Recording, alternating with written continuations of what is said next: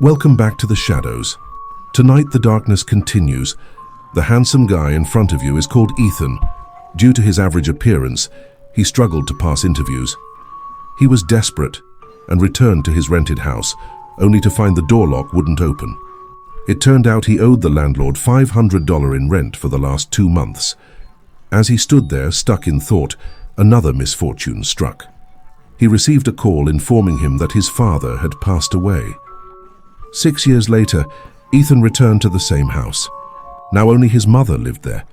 Soon all the aunts and uncles gathered for his father's funeral. Ethan's father had once run a pawn shop, and the house was still filled with antiques collected from all over the world. While looking at a photo capturing his father's life, Ethan realized it was time to take responsibility for the family. With a heavy heart, he began sorting through his father's remaining belongings. The next day, Ethan placed the antiques outside for sale, but his mother came out quickly and tried to stop him. She was furious. Her son, who had stayed away from home for years, had come back only to sell his father's relics. To her, these were the last memories of her late husband. Sometimes people need to shout before letting go. Still, Ethan had a pressing problem. He owed $500 in rent. His eyes fell on a more valuable jar, and he decided to sell it. But just as he was about to leave, his father's memorial tablet appeared in front of him. It left him deeply shaken. After he walked out, a strange flicker came from a nearby light. Ethan paused. Suddenly, a black shadow from the side made him freeze. It turned out to be his childhood friend, Sam. The two had been close since they were young. After a short chat, Ethan went to a nearby convenience store. He picked up 2 bottles of soda and tried to use an old charity card to pay. Unfortunately, luck wasn't on his side. Frustrated, he walked to the door, growing more annoyed. Then he turned around, stormed back into the store and grabbed another item. But what happened next was something he didn't expect. This time, Ethan managed to earn a total of $700. Not only that, Sam took him back home. Ethan's mother, who was furious earlier, apologized for her bad temper that morning. She even asked him to stay in their hometown for a few more days. Ethan couldn't say no, but what he didn't realize was that everything started going wrong because of that jar. That night, a sudden dog bark woke him from his sleep. He muttered a few words and went back to bed. But the next morning, a loud knock on the door startled him awake. Still confused, he didn't understand what was going on until a neighbor let him outside. Outside, he saw that the dog had run off to the northwest. The neighbor blamed Ethan for it. After all, the dog had suddenly shown up right after Ethan returned, and it had scared him badly. So, the neighbor's suspicion wasn't entirely baseless. Feeling upset, Ethan called his close friend Lisa. The bond between them was strong. How strong? Well, everything was perfect, except they never became a couple. That phone call had been initiated by Ethan, but fate had its own plans. Ethan had chosen to move to the big city, while Lisa was now someone else's wife. It's worth mentioning that Lisa's husband was a violent man, and not just that, he was also in law enforcement. As a married woman, Lisa didn't stay long in town, but Ethan thought it was because he wasn't handsome enough. He blamed himself, thinking Lisa had given up on waiting for him. Around that time, Ethan was in a serious car accident. The driver, his other close friend, Mike. Who knows how long it had been? When Ethan finally opened his eyes, he was lying in a hospital bed. The doctor told him he was lucky to survive. But the bad news was, his face had been badly injured. Due to the damage, Ethan had no choice but to undergo facial surgery. After the operation, something unexpected happened. His persistent dandruff problem vanished. But that night, something strange occurred. Ethan had a terrifying nightmare. When he went downstairs the next morning, he noticed his mother's mood had improved too.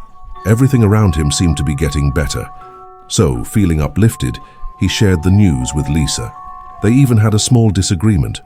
Still, with all the recent changes, Ethan began to think that staying in his hometown might not be such a bad idea. But that night, he walked into a bar and saw something surprising, his mother dancing joyfully with a man. As her son, Ethan felt genuinely happy seeing her like that. Ethan's mother seemed to recover from her grief rather quickly, but soon Ethan sensed that something was wrong. The man she had been dancing with wasn't human at all. Unable to accept what he saw, Ethan ran outside, only to realize that Aiden, who had been with him in the car moments ago, had completely vanished. Confused and alarmed, he rushed to Aiden's house. Strangely, Aiden's mother told him that Aiden had passed away a year ago, but Ethan had just been with him, talking, laughing. How could he be dead? The woman assumed Ethan was mentally unstable and shut the door on him, leaving him more bewildered. Had time and distance really broken all connections? Determined to find out the truth, Ethan visited the cemetery. What he found shocked him.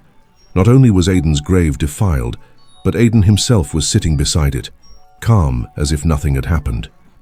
Before Ethan could ask anything, Aiden vanished again. That's when Ethan knew. The mysterious jar was behind all of this. That night he called Lisa over and explained everything that had been happening. Though it all sounded unbelievable, Lisa chose to trust Ethan without hesitation. She stood by him and offered her help, ready to face whatever came next. Ethan and Lisa went to visit an old man who dealt in antiques. The moment he saw the item in the photo, he recognized it instantly. It resembled an Aladdin lamp. According to him, it could hear both spoken and unspoken wishes, helping to fulfill them. But the same artifact, if buried in a coffin, could also bring a deadly curse. He shared a chilling story. A man once took the lamp home, and that very night, his daughter Emily came back. While preparing to wash up, she heard whispering in the house. Coming downstairs, she witnessed a terrifying scene. Her father wasn't acting normal, and her mother lay lifeless on the floor, her body cold and pointed toward the northwest. It was clear that Emily's mother had been killed, likely by her father, though only Emily could explain exactly what happened. The old man gave Ethan and Lisa an address to find her. The next day, they followed the note and located Emily. She revealed that every wish granted by the artifact only made the monster inside it stronger. The creature had the power to take any shape, imitate any person. But the secret to stopping the cycle of horror, only her father knew that. Unfortunately, he had been detained by a government agency and was currently locked away, making the answers harder to reach. The caretaker slowly pushed the old man out of the facility. At first, he showed no reaction to anything around him, completely unresponsive. But the moment he heard that the jar of wishes was now in Ethan's possession, his mood shifted drastically. He became frantic. The caretaker quickly removed his restraints. Determined to prevent himself from ever making another wish, the old man bit down and choked on his own tongue. Despite his agony, he managed to reveal to Ethan a list of wishes that had already been made. The neighbor's dog, the $5,000 windfall, the flawless face, and his mother's sudden good mood. It looked like 4 wishes, but if examined carefully, it felt more like 6. Why? Because that night, Ethan had also wished for his father to return to his mother, but after realizing the man wasn't human, he subconsciously wished for the man to disappear. The old man pulled Emily aside and warned her sternly, under no circumstances should Ethan make a 7th wish. If he did, he would completely lose his soul, becoming a hollow vessel. Despite the chilling warning, Ethan believed he had a plan, to escape with his mother as soon as possible. But just as he struck a match, there was a strange sound outside the house. No one explained why his mother would suddenly act like that. Likely, it was triggered by one of Ethan's own wishes. Ethan's wish to let my father come back and leave unintentionally brought a second emotional blow to his mother. And finally, the tragedy unfolded. At that moment, Aiden appeared again inside the house. Because only one wish remained, he was now ready to take Ethan's soul. Disguising himself in different identities, he attempted multiple times to trick Ethan into making that final 7th wish. But Ethan resisted. He held himself back. Though he lost everything he had hoped for, he managed to keep his soul. Even when he aimed the gun in despair, there were no bullets, perhaps a sign that fate hadn't given up on him yet. Just then, Lisa's husband, Victor, arrived. Apparently, Ethan and Lisa had grown too close recently, and Victor had taken notice. But Ethan was in no state of mind to argue. Unexpectedly, Victor raised his hand, not to strike, but to offer final words of warning. He expressed his grief and offered a strange kind of condolence. Then, with an eerie smile on his face, he vanished from Ethan's sight, leaving behind a sense of dread. Moments later, there was a knock at the door. It was Lisa. Her face pale, she revealed to Ethan that Victor was planning something dark. He would come for her gem the next morning. When Lisa heard what had happened, her face darkened. It was Sam who had injured Ethan in the car accident. Though they were once close friends, Sam was now labeled as the hit-and-run driver, framed by Victor, who used his influence to twist the story. Soon, Sam showed up at Victor's house. Victor angrily told him to get out, but seeing Sam's hand reach beneath the pillow, he hesitated. Suddenly, the lights in the house began to flicker. In a blink, Sam lunged forward and grabbed Victor by the neck. Just in time, Lisa arrived and stopped Sam, saving Victor's life from what could have been a fatal attack. But then the truth unraveled. Lisa realized she hadn't actually seen Sam in a long time. The woman with her wasn't Lisa at all. It was the monster in disguise. As Sam turned to leave, Victor attacked him from behind, giving Sam a reason to finally retaliate. Honestly, none of it was really Sam's fault. At that moment, Ethan appeared and confessed something shocking. He had already made his 7th wish. What happened to Lisa and Victor, Sam couldn't comprehend. He had simply wanted to join a group, to belong somewhere, but instead, he accidentally set off the gun. Now even Sam began to feel the heavy burden of guilt. Now the guilt consumed him completely. What was done could no longer be undone, so he made a bold decision. Everyone who had ever been connected to him was now gone, all heading northwest, leaving Ethan all alone, waiting for his final breath. But just before the end, an idea struck him, a desperate wish to go back in time to the day of the car accident. Time rewound.